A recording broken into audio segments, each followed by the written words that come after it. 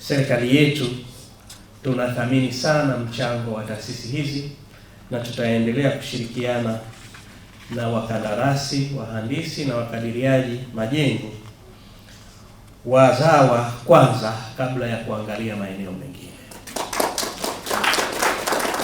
Ni dhahiri kwamba katika miradi ambayo imetekelezwa katika kipindi chetu cha miaka mitano cha serikali ya awamu ya 8, miradi mingi imetekelezwa na wakandarasi wazawa, na kwa kweli imetekelezwa kwa kiwango kinachoridhisha.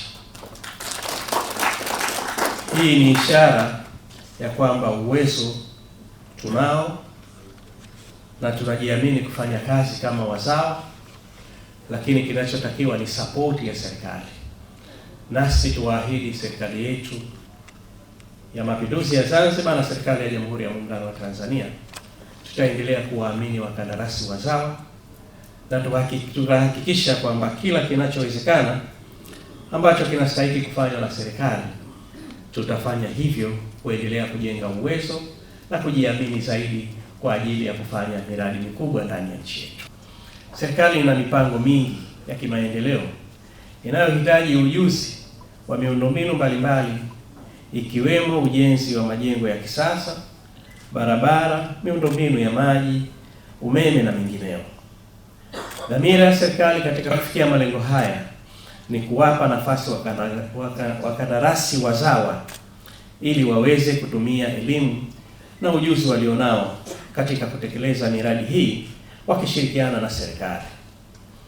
Lengo ni kuwajengea uwezo wataalamu wetu waweze kujiajiri na kuwajengea imani ili waweze kutumika na wawekezaji mbalimbali wanaokuja kuwekeza hapa nchini.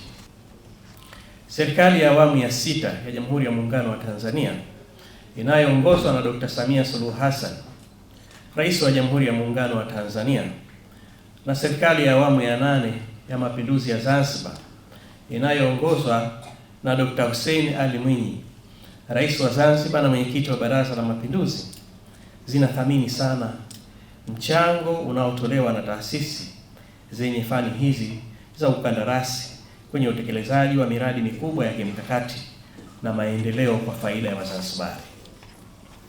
Serikali ya Mapinduzi ya Zanzibar itaendelea kushirikiana kikamilifu na wataalamu wa fani za usanifu, uhandisi na ukadiriaji na teknolojia katika kutekeleza miradi mikubwa ya kimkakati hapa nchini.